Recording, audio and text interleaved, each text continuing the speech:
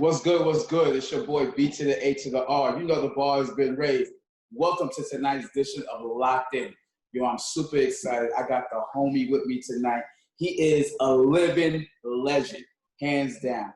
He has directed videos for some of the biggest names in music business. A Boogie with the Hoodie, FABOLOUS, Jada, you name it, the list goes on. He's with me tonight, and it's about to get crazy. So get ready to get locked in.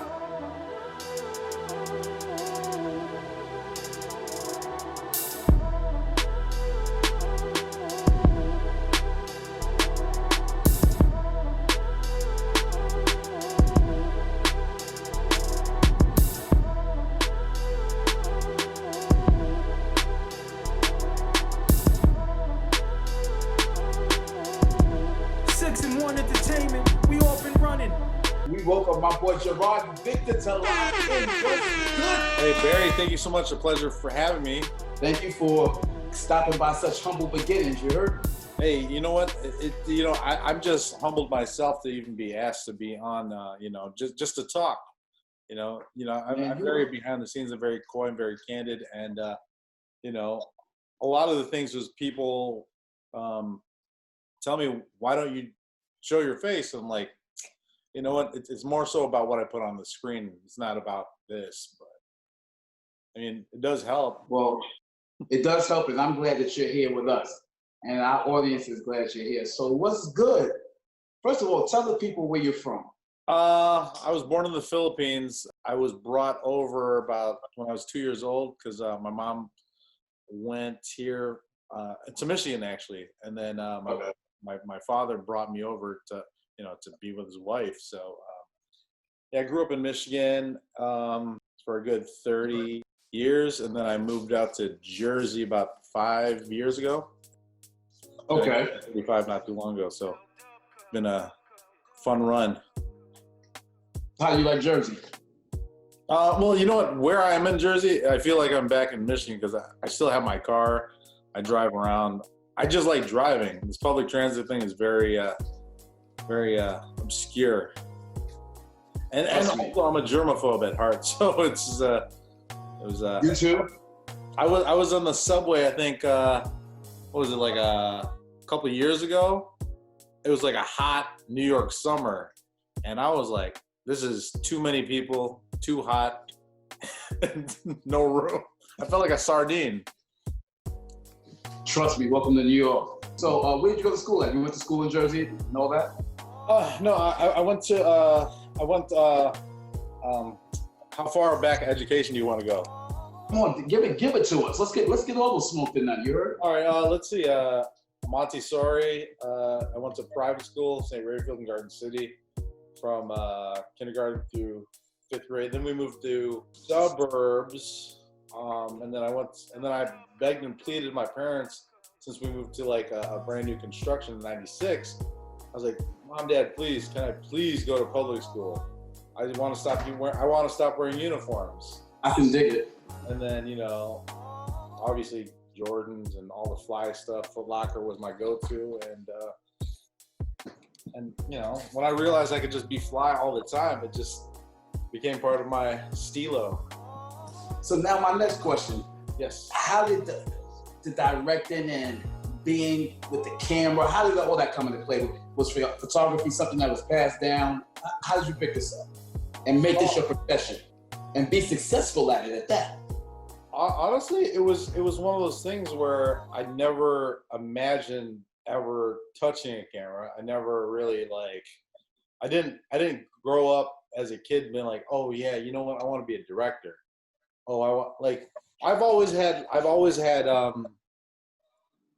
as a kid, I was just artsy, I could draw, I could, anything I literally wanted to do, I was able to do.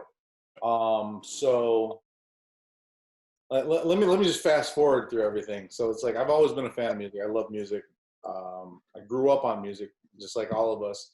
And what happened was, I think since I did graphic design, I've always played with a computer since I had one. I always manipulated stuff in Photoshop. So I was self-taught in that aspect. And then to make a long story quicker, we got time. Let's see, like, so I think right around like high school, like end of high school, because I always knew how to do graphic design. What I wanted to originally do was finish in marketing, like, because I wanted to be a creative director. I wanted to work for an advertising agency, because the more and more I got in depth with stuff, like, I just like creating things. But I'm over here like, all right, well, I always had better ideas whenever I saw something, you know. Even when it came to music, I was like, oh man, that'd be so cool if they did it like this. And then I just, like, my imagination just went wild. So I think right out of high school and college, you know, everybody raps, everyone does music. So I went to like a hip hop show, and I just fell in love with the music of like the underground scene. And all my boys that did rap, they're like, oh, Gerard, can you do my like mixtape cover? Can you do this? Can you do that? I'm like, yeah, sure. But you know, everyone that sent me pictures for their mixtape covers was trash. So I'm like, man, I'm sure I could get better photos than this. So I think around 2007 Thanksgiving, my dad got me like a Rebel XTI. It's a 400D. It's like super old, like 12 megapixels. And I was like, I'll just shoot all the photos for my boys. So I was just running around with a little camera with a 1855 kit lens, shooting up everything. And everyone's like, "Oh, these pictures are sweet. Who took them?" "Oh, Gerard took them. The dude that does graphics." And yeah, people started offering me money to take their photos. And you know, where I was, man, I don't even. The thing is, my story is so complex, because before I even picked up, like, before I did all that, it's like I dabbled in the music too. You know, I did music. You was rapping? I mean, I couldn't sing. Leave that to me, you heard? Man, you don't understand. If I could sing, if I genuinely could like sing, I probably wouldn't be doing this. I'd probably be like the Filipino Usher or Genuine. You know? I'm done. I love R&B. That was like the fundamentals of music, you know. Yes. Because the thing that people don't understand, love is international. That's a fact. Yeah. So me and you, so we're gonna get into all the people you worked with in a bit, but I met you on a video set. Yeah. Jadakiss featuring Rick Ross, Lee Manny, Kisses to the Sky. Yeah. You want to talk about that? I mean, I walked in the door, ran into you, and the rest is history. You know, over 3 million views on YouTube later, my face has been seen all over the world because of you. What transpired that day? You know what it is? It's because like how we built the narrative. It's like, I think the guy that they wanted to the guy that they wanted to portray with the Diamond Exchange didn't fit the role. And then when I saw you, I was like, you know what? That guy has the look that would fit everything that I wrote about. So I was like, luckily, you know, you pulled it off, and it's like, it was just, you know, perfect timing, you know, like it was God's plan. It just fell into place. I didn't know what to do. I'm grateful to you for taking a chance on me and seeing something in me. And like I said, getting me seen by millions of people, and you was phenomenal. Jada was phenomenal. So I appreciate you. I mean, you know what? I thank you. Like, we wouldn't have had a scene if it wasn't for you. So it was a mutual thing, and you know, God works in mysterious ways, and this is like, you know, that was the first of many things that we will work on. We're gonna talk about that. So you have worked with some of the biggest names, especially in hip hop. Mm-hmm. You've worked with Fab. We just mentioned you worked with Jada. You worked with A Boogie. Tell me about them experiences. Have you worked with individuals that you admired, that you listened to, that, you know, you ever worked with somebody that called you and it's like, damn, they calling me, you know what I mean? I'm a fan. Talk to us. Wiz Khalifa. Wiz Khalifa. That was crazy. I think that was my first label video. It was through Atlantic Records. Yeah, it was just a beautiful scenario. It was one of those things where everything that I did led up to that one point, which just was the perfect culmination of preparation. And it was like an evolutionary step of just a guy running around with a camera to me directing a crew of like 40, 50 people, and then executing everything that I already mapped out. So it was like a surreal experience. It's like for some weird reason, before every shoot, I still have that same feeling where I can't go to sleep. I have butterflies, even though I've done it like hundreds of times. How was it like to work with Fab? Fab, it was nerve-wracking a little bit because it was before I got a chance to really get to work with him. There was always layers of communication. It's like you can't talk to him directly. Right. Anytime we had to do something, I had to send it to somebody, and then he sends it to Fab, and then I get, it was always middleman. And I think after Tim Slick, we just broke that barrier. I think he just realized, and on top of that, like we got to travel the world. He got to understand who I was as a person, and then all my quirks, and we just it was one of those weird situations where it's like I listened to Fab back in the DJ Clue mixtapes and all this other stuff. The professional, like I know his bars, like so it was one of those. It's even real crazy. I wrote about Fab in like my homework in like school.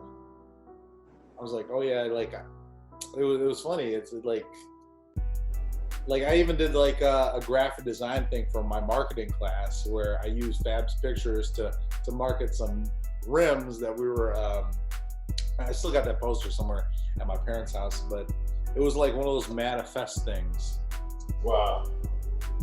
But it's like, you like I'm a very spiritual person. I believe in the law of attraction. I believe in anything that you do put out in the world does come back to you. It's like, that's why I try to keep everything as open as possible, because it's like I don't want to go on that deep, weird tangent, because I don't know if this is listen, on Locked In, you can go anywhere. Listen.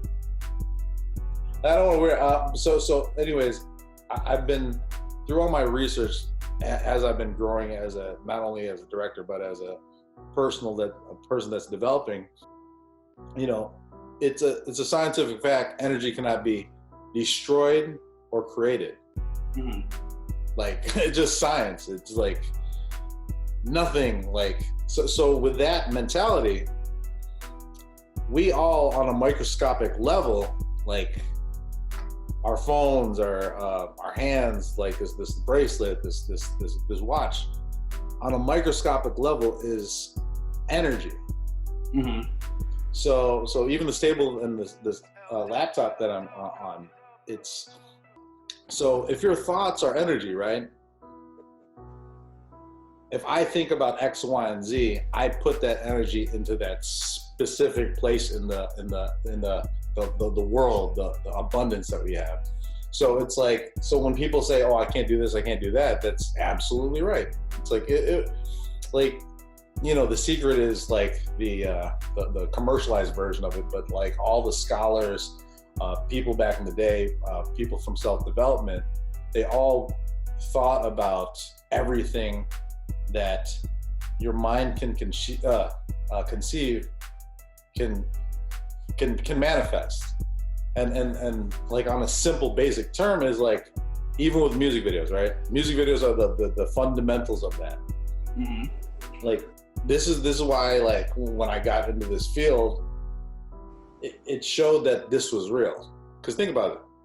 I hear a song, I come up with an idea from my mind, put it on paper, send it out, it manifests into a tangible, viable, real thing. So basically, if you can perceive it, you can receive it. Yes, exactly. If you can perceive it, you can receive it. I'm going to steal that. I'm going to write that down. Oh, write that down. That's Quote me. Barry's Gems. If you can. Barry's Daily. That might be my daily vitamin for tomorrow. And then have a picture of me underneath it like this. You know what I'm saying? But yeah, nah, it's yeah. I mean, like the mind is the most powerful organ in your body, so it's like why neglect it? So that's why like SIXN1 Entertainment. It's like when you have like that plethora of books, it's like it's an exercise of the strongest muscle that you have. Gotta exercise it. What is your most memorable video shooting? Who was the artist? My most memorable. I think the Yo Gotti and Lil Baby video. Wow. Yeah. And why was that? Everything about that video. It's how I got the video, the conception of the video, the execution of the video, the anxiety. Every time I heard that song, like, here's the thing. It's like, are you familiar with the 10,000 hours, right? Yes. Yeah. So I applied that in the hip hop. Like, when I came across this, like one of my friends put me up on it, like 6-7 years ago. It was, obviously for people that don't know, it's to master anything in your field, you have to spend 10,000 hours, which is equivalent to 40 hours a week for 5 years straight. Like I didn't take anything into account because when I started doing music videos, it was just a hobby thing. And then I think the following year when I took it serious, it became a real thing. Mm-hmm. So I've been in the music video game for a little over 10 years. And based off that principle, right, 10,000 hours is the exact turning point where I worked with Fab exactly fucking 5 years. And after I hit that benchmark, I was like, oh shit, what I want to do, what I've always been thinking about, all I need is a hit record, because that's what all these other big directors have. I need a hit record. I need a song. That was always in the back of my mind. Every time I got a chance to write on something, it was like, oh, okay. So 5 years from working with Fab, I get the Yo Gotti and Lil Baby video. And that was one of the biggest records of last year. It was. And the crazy thing about that is I didn't put my name on it. You didn't put your name on it? Yeah, I just didn't. You know what it was? It was all, because I had no idea that that record was going to take off like that, I was talking to Epic Records today since it went like a couple times platinum. I'm like, oh, I should probably get myself a plaque now. Facts. You know what I mean? But yeah, no, it was one of those things. Again, it goes back to the mind. It was like the confidence thing where it's like, all right, back to the story. So when I got that song, I was like, all right, cool. Yo Gotti already had a concept. It was a single bid. It was like one of those things where it's like I got to it before it was allowed to be solicited to everybody else. So what I did, since I was prepared, it's like I had, the work, the reel, the everything. Once we fleshed everything out, we were all on the same page. I communicated with Gotti how to do it. I tried to hire the best because we had a very decent budget, and it was one of those things where it's like it was so meticulously planned out that, like, it was what law is that? But anything that could go wrong went wrong that day. One of those, huh? Yeah, it was like that's why anytime I hear that song, I just get PTSD. I just get anxiety. But yeah, it was one of those things where everything that could go wrong went wrong, and then my gut instinct as a director was to just improvise. And we have these two artists. Art department is everything was going wrong as far as production wise, and they had to shoot something because we were running out of time, and we only had Lil Baby for so long. So I had the idea, like, let's just shoot them right there on that corner. And if I didn't make that decision, we wouldn't have had a video. Like, it was like, because originally the original concept of the video was Yo Gotti wanted to, what was it? he wanted to emulate the Donald Glover "This Is America" video, where it was just one continuous shot. So what I did when he told me that, I studied that video. I saw what camera they used. I actually reached out to the DP that actually shot it. Unfortunately, he was unavailable because I'm like, well, shit, I might as well hire the same people that made that video happen, you know? Right. You know, that he was unavailable, so I got Joseph Kahn's DP, which is like top tier David Weldon Jr. You know, he had the skill set, and then I had the execution know-how, like what I wanted to do to pull it off. Like, people have no idea, like I was literally, since this was one of my biggest videos, it was one of those things where I was over preparing for it. Okay. Like literally over preparing for it, like shot for shot for shot. I bought fucking Army Men, and I faked the video. I literally drew a diagram. Like this is the thing that people don't understand. I have a fucking I square mapped the location, the aerial. I drew schematics, and I put hypotheticals for where everyone was supposed to be. And then what I did, I actually have a video of it. Like I don't know, like I don't want people to know how. So I premeditated, shot everything with my phone just to see the exact pacing of it. And then I actually edited to the record. And so when the day came, I knew how to communicate everything that I specifically wanted. But unfortunately, that wasn't the case. When everything went to shit, we realized in the editing session because the original cut was a one take. The video, one take. Yeah, the video that you see, 190 million views or whatever, is like multiple cuts. Okay. So like how it was conceived and how it was delivered, two different things. And also the cut that's out is like the 13th or 14th revision. Like wow. That video, like there was a very high chance that video was never going to come out. Well, we are definitely glad and grateful that it did. I was like this. Ooh. Yo, that's crazy. Yo, my partner laughed that day on set. He was joking around because everything was going to shit that day. Molly was like, put his arm around me. He's like, Gerard, watch this be your fucking biggest video. He spoke it. He spoke it. He spoke it. Yeah. And it came to pass. How long was that shoot? 12 hours. 12 hours. That's not too bad. I mean, like every shoot is slated for 12 hours because anything over that is, you know, especially depending on the budget, it becomes meal penalties, overages, you know, $180,000 could turn into $240,000 within a matter of hours. Yep. Yes. That's dope. Well, like I said, 12-hour day is not bad. I mean, we have both worked on longer days than that, you know, in this business. But yeah, that's what's up. Yeah. What was the worst video you shot and why? What was the worst video? I wouldn't say there was a worst video because every video has its own story to it. Mm-hmm.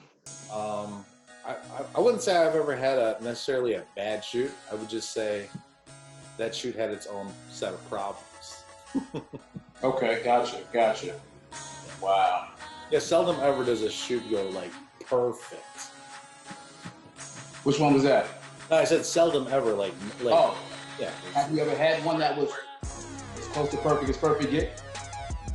No, I think it, like I had to think about it. I was like, I think every single video has something wrong. It's had this issue. Yeah. So out of all the artists you work with, who is it that you haven't worked with yet that you would love to work with? Man, I'm gonna say it again. You can document this. This has been everywhere. Drew Hill. Say word. Word. Tell me about that. Why Drew Hill? Don't get me wrong. I love Drew Hill. You have to. Why Drew Hill? Drew Hill because I grew up on like Tell Me and all that, like sleeping in my bed. And... Dude, you don't understand. Like, yeah, like I love like Like I love R&B, you know. But see, that's the funny thing, right? Since I started off doing rap, I got, oh, you're a rap dude. But I'm like, dog, you just haven't, like, I've done R&B records, but they were for big artists. Right. So it doesn't get to translate the same. But no, like, I've been a fan of Dru Hill since I was younger, you know? And it's like, their music translate, like, anytime they're in the city, I go to their concerts, bro. Like, even if it's by myself. So check it out. So not being, I mean, look, you've seen all Dru Hill's videos, you know their music. Mm-hmm. What video, if you had to pick one out of Dru Hill's catalog thus far, that you wish you would have directed or they'd have called you to direct, which one would it be? Well, here's the weird thing. Like, I've been searching for this video for a while, and I got to, like, track them down. But they shot a video for You Are Everything, the original version. Like, it's embedded in my mind. Like, when I was a kid, I overheard this, that, like, I was on BET.com. They're like, oh, yeah, they shot the video for You Are Everything. It was Cisco, and everyone was vampires. And then, you know, it's funny, like, after I became a music video director, I, like, banged on the office and, like, guys, I need to see this vampire music video that never saw the light of day. You know? No, I mean, like, I feel like all those videos were done for their specific time. Like, you know, it's even crazier. Like, I got a chance to pitch for Cisco. Okay. And I'm like, you guys, please, please, please, let me direct. Like, bro, I am more than qualified. Like, you don't even gotta fucking pay me. Like, you go record this. This is a bucket list for me. Yo, this is like a childhood thing, bro. Like, I don't care. Yeah, but so you real serious about that Dru Hill thing? Yeah, bro, you don't understand. I can go on record. Like, come on, bro. Like, obviously, it's not the real Dru Hill because it's like Cisco, yeah. You know. And what is it? It's not God. No, Playa. I know Woody left. Yeah, Woody left, and you know, Jazz has some yeah, you know, issues. Yeah, Dru Hill, that's what's up. What about female artists? What female artists right now would you love to? Like, off the top of my head, it was like Saweetie, but like Saweetie just like the reason why I wanted to work with Saweetie is because it's like we have a cultural link. It's like because she's Filipino as well too. But Mariah Carey, because I heard stories. We all have heard stories, yo. What's up, Mariah? But yo, we've heard stories. You know who I would love to see you do something with? Who? Missy. Oh yeah. I would pay for that. You know, I think a lot of people would pay for that. The creativity on both of y'all parts would be like sick. Well, you know what it is, because it's like the producer I work with has produced a couple of Missy videos. Okay. Like, she's one of the artists that will spend $300,000 a video out of her pocket and then shelf it. Wow. Yeah, she's done that. I don't want to say exactly what, but it's like that's normal. Like I've had some videos shelved. Who cooked it? I guess when you miss it, you can do that. I know. I think when you're anybody, you can do that. Yo, $300,000 out your own pocket only to shelf it. That's crazy. Man, Yo. think about it. That's like me losing a $20 bill. You know what? Stop the madness, will you? Stop the madness. Yo, that's crazy. So talk to us. You know, you married, single, children, what? Talk to us. Oh man, I am taken, ladies. Okay. How long you been married? Let's go off the record. Let's go off the record. No. I got married recently. Somebody's getting in trouble. No, I got married a couple months ago. Okay. What? Yeah, Barry, you got the fucking exclusive. You got me. I'm getting ready to blow up. That's what's up. A couple of months. That's what's up. Congratulations, newlywed. Before the COVID, you know what? It wasn't the crazy super director wedding. It was one of those. Hey, you know what? I fuck with you, you fuck with me, we fuck with each other. Just take my last name. I gotta try that. That's what's up. So how's married life treating you these days? That do its part. That's it. That's what's up. I respect it. I respect it. So again, congratulations on the marriage, being a newlywed. You got kids? Yeah, how much information do you want? No, my girl. We want the smoke. Breaking news. Breaking news right here on Locked In. My girl already has a 3.5-year-old, so I technically do have a stepson. There's no steps to take. My publicist said withhold. Plead the fifth. Yo, whatever. Yo, I'm done. All right, this is what I want to do. We're going to play a little bit. All right? So this game, what I'm going to do is I'm going to call out maybe a person, a place, or a thing. And I want you to tell me as many words. It can be one word, one sentence, a paragraph, two, whatever. What comes to your mind and your feelings on that? Okay. Okay. So, Hype Williams. Iconic. Just one word? I mean, yeah. He's iconic. Okay. He created the blueprint that we all follow. Like as far as music video directors, like he brought an aesthetic into the realm in this genre that was never seen before. So he's a pioneer. Gotcha. Definitely a pioneer. What up, Hype?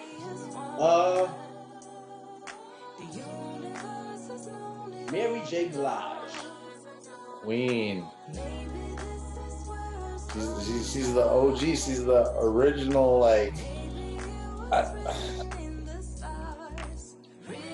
Only one. There's only one. Only one Mary. Of course. Okay. Dave Myers. Longevity. Dave Myers is damn, like, you know what's funny? We spoke about Dave Myers today with a fellow colleague of mine. It's like Dave Myers is one of those directors where it's like he can do any genre. He's not pigeonholed as, like, for example, when you think Hype, you think of rap videos. You don't think of Hype in Taylor Swift. Dave Myers, you think of Travis Scott to Taylor Swift to Kendrick. You know, it's like that, like him and Joseph Kahn, those directors from that lineage. You know, the early '90s. Early '90s directors. They were a different breed. You know. Yeah. Okay. I'm gonna push the envelope. Oh God. R. Kelly. Hold on. Which R. Kelly though? Whatever R. Kelly you want to deal with. All right. Or deal with all of them. Here's the thing. R. Kelly's people should have. It's like if you see something, you should say something. You know. Right. Because it's like, you know, after I saw a couple of the interviews, it's like, you know, if you grew up, right, I'm like, I don't want to say whatever he did was right. If you grew up knowing that, you know, this person's a superstar, but he can't read and he can't, you know, it's one of those things where it's like, you as part of your team, you should be at least responsible for helping that individual. You shouldn't, you know, just turn a blind eye because he's selling platinum records. It's one of those things where it's like everyone has to be accountable, you know. It's unfortunate of like all the things that have happened, but it's like, you know, if somebody does have a mental condition, you know, which, you know, somebody might have, it's like, are you blaming the person for not being corrected on those things, or is it one of those things where it's like he genuinely just didn't know any better? But it's like, I feel like that's a very touchy subject, because it's like, you know, there's no right or wrong, and I can't be like Dave Chappelle was like, his music is amazing, you know? Okay. One more. Little Kim. Oh, that's tricky. She really is hardcore. That's a fact. Who cooked it? And that's all you're gonna say about it? Well, you know what it is? It's because it's like when I was younger and I got the hardcore CD, because it's like, oh my gosh, this is sweet. Like, CD player, dad's sound system, track 1. I was confused as a child. like, what is this, audio porno? Like, how do they record this? I was like, yeah, she's Queen Bee. Brooklyn's finest. Yes. All right, I want to shift gears here for a minute. Yeah. And get a little serious. The world today, we know we're going through so much with, you know, this pandemic, and then the whole injustices when it comes to Black people. I'm saying Black people specifically because I'm not feeling very American, so Black folks. What is your take on the state of the world? What needs to be done? And how do you feel we can contribute to that? I think everything goes back to education. Education from a standpoint of equal education for because it's like how you even out things is by letting everyone have an equal opportunity, you know. And it starts off in the classroom, you know. It's like if you're underpaying teachers because you know, a couple of my friends' parents are teachers, and it's like they work in the inner cities, and it's like it's unfortunate that they don't get the same funding as the suburbs do.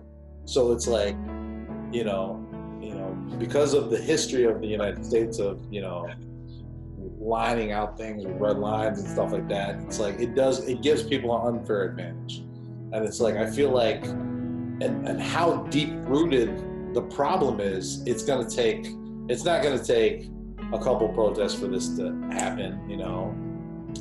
It's going to take, like, you got to rip off the bandage, and then we have to address everything, all the real concerns, and then just allow people to heal from that. But again, it's like all the problems that we're having is just from like a layer of things that were never fixed layers ago. I agree. One other question on this. Yeah. Do you feel that our leadership has played a part in where we're at right now? What do you mean our leadership? Those who are in authoritative positions, higher positions. Yeah. The White House. It's tricky because it's like nobody's policing the people that are in position, because the people that are in position are the people at power. You know what I'm saying? It's like if you're corrupt, right? Hypothetically, if you're corrupt and this is a good boys club, and all your boys are just, you know, have the same views, and you're all in power, who's gonna tell your neighbor that you're doing something wrong if you don't think there's anything wrong? Exactly. So, but the thing is, there's no checks and bounds with that. So it's like people in power that are doing whatever they want get a slap on the wrist because two of their homeboys that they hired is in charge of that policing. So it's even deeper than that, you know? It's like It is. a lot of people that are in position aren't qualified to be in those positions. You know, it's like our democracy is never like people have to understand that they really have the control, because it's like Tupac said, what did he say? He said, on the streets we're a majority, you know, even though they call us minorities. Right. That's a fact. Like we create the population. That's something to think about there, people. Yeah, that's what's up. So now question, I'm sure everybody, I want to know, the people want to know, what can we expect from you in the upcoming months and in the future? I really want to do a movie. It's like the thing is, it's funny. It's like the reading, the process. It's like there's a bunch of evolutionary things I want to do, because it's like I don't want to do music videos forever. I want to do music videos for leisure, you know, because it's like how I got into it. It was because I was just having fun. It's like when it becomes like daunting, when it starts becoming a job, it almost takes away the innocence of what got me, the passion here, you know. So I feel like me and my friend were talking about this yesterday. It's like, you know, people that have the ability to take a picture or film something, we're historians. So I just want to, like, we literally are capturing a moment in time that will live on forever. Like if I screenshot this picture, right, post it online, it's forever, infinite, you know. And people don't realize the power that they have, you know. It's like I just want to create content that is not only like just cool, but more so thought provoking. And then that was another things that like were I just want to inspire people. Like I feel like that's my real purpose. Like you could, there's music video directors for days, but it's like I feel like this medium that I have, there could be so much higher, deeper, informative potential, you know? Well, you definitely inspiring individuals, and I will say personally that I thank you for taking a chance on me with the Jada Kids Project, as being a man that just came home from prison after doing all them years and grinding and working so hard to get ahead in society and getting kicked and knocked down. So I thank you for giving me an opportunity and getting me seen amongst millions. And I can honestly say, since the release of that video, my phone has not stopped ringing. So I appreciate you so very, very much. And I'm hoping that, you know what I'm saying, when you do this movie that you remember, bro. Of course, Barry. Very, very. I'm telling you, after everything's opened back up and we realize that we don't have to really take vaccines, like we'll have some lunch and we'll talk about some things, because I want to dive into, you know, your brain. I know you have a beautiful mind, sir. Thank you. I appreciate you. Are y'all ready for the Gerald and Barry project? It's coming. You heard it here first. You done got many exclusives tonight. You heard? Gerard, I thank you for your time. I appreciate you. I appreciate for all the creative work that you have put forth that we've enjoyed down through the years, and even want to thank you in advance for the stuff that's coming. I appreciate you, man. Anything you want to say to the listeners before we sign out? Yeah, that's it. I thought we had a little bit more time. No, listen. Rock out. Listen. I'm being mindful. I know you probably been working and doing. Listen. Yo, it says 10:30. Like, you cut me short, Barry. You still. No, listen. Never. I'm being. Listen. Let's get it. Oh, I'm chilling. I mean, like, it's whatever. You can literally ask me whatever. Listen, you can actually turn the tables and ask me some stuff. But like, real talk. Like, I'm excited. You know, we discussed working on a project when this is over. I'm excited immensely. Like, real talk. I believe that the world is about to see what Barry Alston can actually do. So I'm excited, and I'm grateful that linking with you to make that happen. Well, Barry, you know what it is? You know what really touches me is when somebody, you know, as simple as me putting you on screen was like magnitude of appreciation is like, it touches me, because it's like nobody's ever like said thank. I mean, like, like I've done it several times where it's like, oh, I see talent, like I place them there because it fits there. But it's like you constantly have been like so super genuine and appreciative, and it's like I was just, it just happened, you know. It was just, thank you for thanking me, man. Like it's really like. Let me say this. That's who I am first and foremost. Yeah. But you know, after doing 22 years and 9 months in the New York State prison system, yeah, coming out, and like I said, you know, one of the things being incarcerated and coming out, when you come out, the ones that are blessed enough to come out, the deck is stacked against us. You know, they stack it so that, you know, the prison system can be a revolving door. Yeah. So already in my mind, coming out, that failure was not an option. But still running into these obstacles and, you know, corporate America and working these jobs for them to do extensive background checks only to fire me despite how stellar my work was and not knowing the situation. Because I wasn't a street kid. I wasn't, you know, I had some things that transpired that put me in a very bad place. So fighting and getting into, like I said, as a singer, I thought the music was going to be the first thing to pop off, and, you know, not the acting, you know, but then getting into this, and so getting opportunities like this, and like I said, that literally got me seen across the world. I would be in the supermarket or walking down Fulton Street, and somebody would be like, yo, I just seen you in Jada and Rick Ross video. You know what I'm saying? Yo, you know, it was just crazy. It was like, yo, and it was like walking into that venue that day and having you snatch me up and be like, yo, you come over here. I got something for you. Listen, I'll call you when I'm ready for you. It was, yo. I remember that moment too. I remember that moment. You're like this. I was like, yeah, bro, you don't move. Like, I got something for you. And it was so funny. And it was funny because I knew like mad people on set that day. And they was like, damn, you always getting the breaks. You always getting the breaks. You know what I mean? And it's like, I don't believe it's just that I'm getting the breaks, but, you know, I'm a hard worker. And it's like, so it was just crazy. It was surreal. Even as I think about it now, I have to pinch myself because it was just surreal. And then one of the things, I got to shout out you. Big shout out to homie Jada Kiss. One of the things, we were sitting there filming, and he said to me, he said, yo, he said, you were dope. He said, you're going to be as big as Denzel was in Training Day. And I will never forget that. So that was like, that was sick. You know what I'm saying? You know, you on one hand, and then Jada sitting here telling this.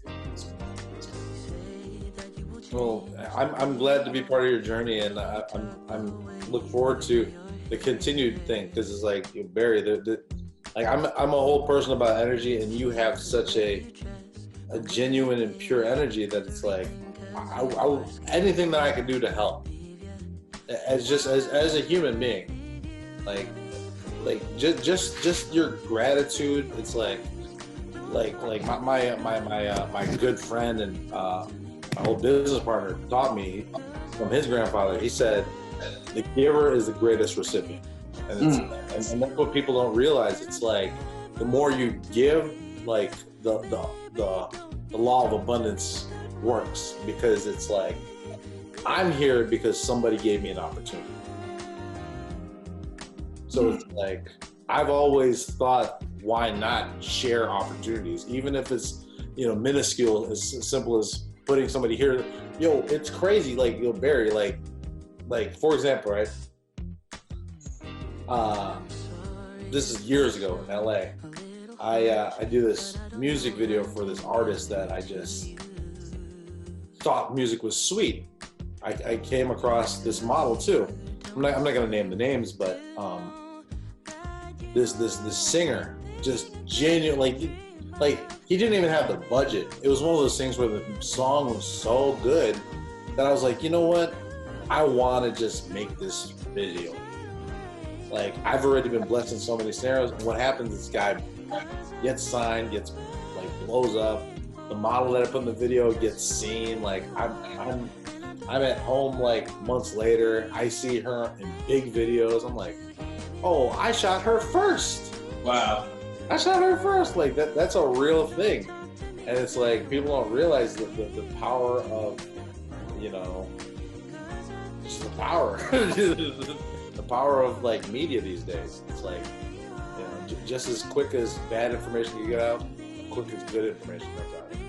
And what I would like to do is just, you know, use the gifts and skills that I was, blessed with, and just be able to share it, And I think that's what people forget. People forget now that everyone's so selfish, thinking about themselves, that it's like the way the world works is giving. We wouldn't have all these problems if people were so not so worried about themselves. Yeah. The other end of the aspect, I'm gonna be real transparent. Forgive me if I get a little emotional. The reality is having someone like yourself believe it, because the reality is that there are some individuals that I'm close with, and they don't believe in me. They haven't said they don't believe in me, but just lack of support, lack of, it's funny because the individuals you think would always be there to support you and encourage you are not always the one. It's individuals that you meet on the sphere, like yourself, that, it's like, yo, you got this. You got anything. The encouragement I've received from you has carried me when other individuals that I've been linked to sometimes for years and decades have lacked it. You know what it is? It's one of those things where, like, a lot of it is faith, faith in yourself. And like, no matter what people say, it's like, I think about it, it's like, how many directors from Detroit left and did the things that they're, supposed to do? I was literally like those guys running around with cameras in the city, in the hoods, shooting for people that didn't matter. And it was one of those things where it's like one of those kids that like make it out of the hood because I had a cool jump shot, played college ball. It's one of those things where it's like, I didn't take that for granted because I know where I started off with. And it's like, what I try to do, I'm not the only talented person. So it's like, if you have a genuine passion for it, it's like, it would be a disservice, especially if, I wouldn't say I'm in a position of power, but it's like, I have the gift of sharing, It's like, why not? It's like, if hypothetically, if I was to go tomorrow, it's like, at least I knew that I helped out this person, this person, this person, this person, this person, Because who knows, like, shit, we like, one of the future projects that me and you work on, that might push me further than where I had to be. Because your acting was so phenomenal that, or it hit a nerve where it's like, oh shit, this fucking Barry story is this. Oh, this is crazy. It's like, oh, I didn't even know Gerard could even direct these type of facets in that, It's like, I don't know. By the end of the day, we're all the same people, and it's like, it doesn't hurt to help, And then that's what people don't realize. It's like, I'm here because somebody helped me, and other people are. So what would you say to a young man or woman that's starting out and wants to follow in your footsteps? What are the 3 things that you would tell them to follow, to do? Number 1, belief. Because without belief, you can't do anything. Like, without the belief,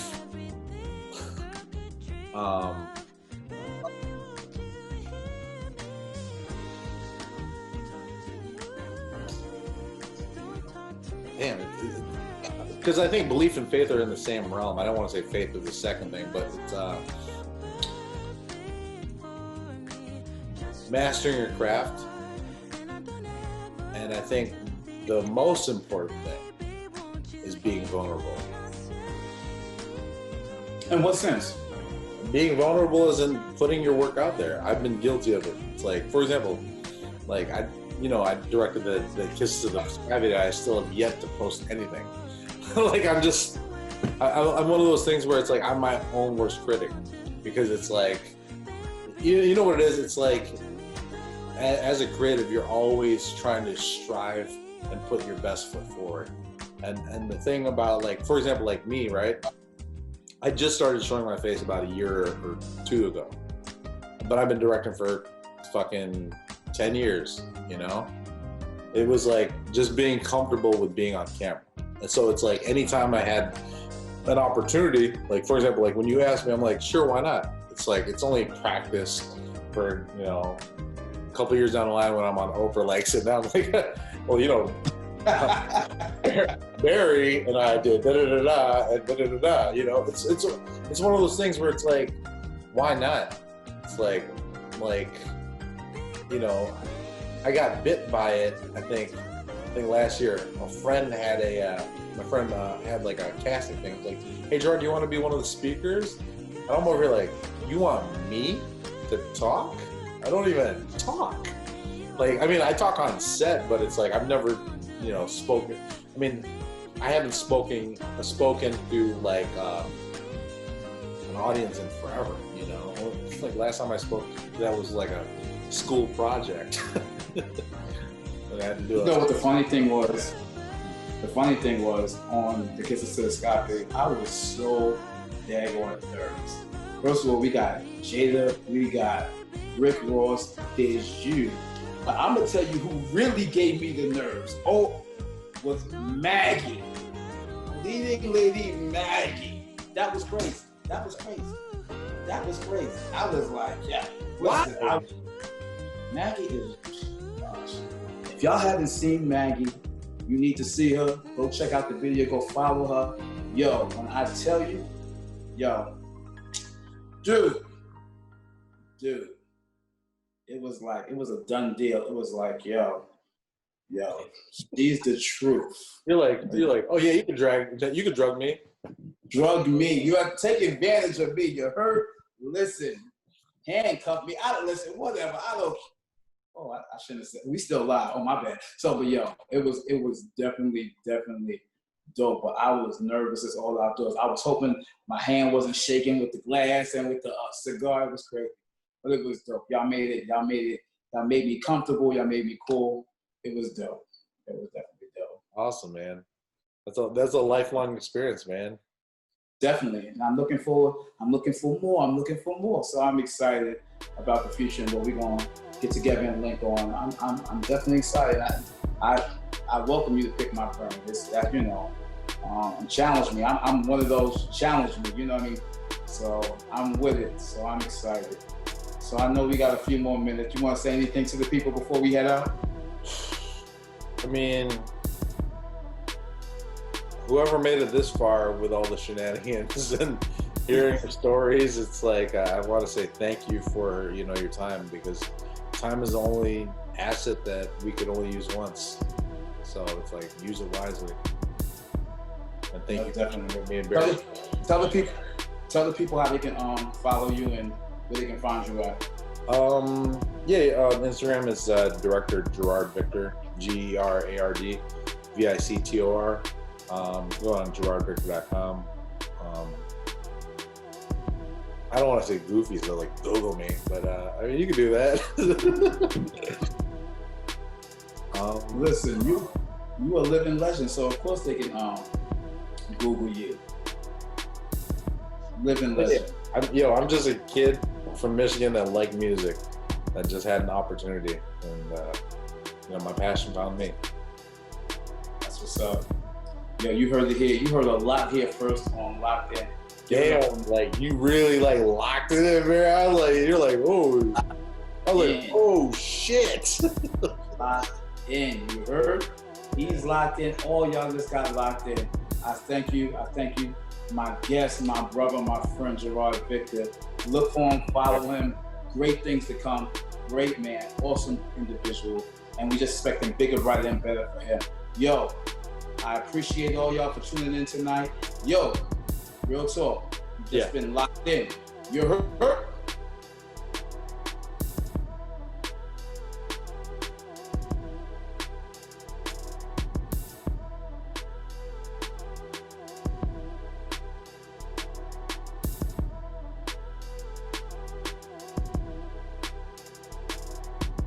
SIXN1 Entertainment, we off and running.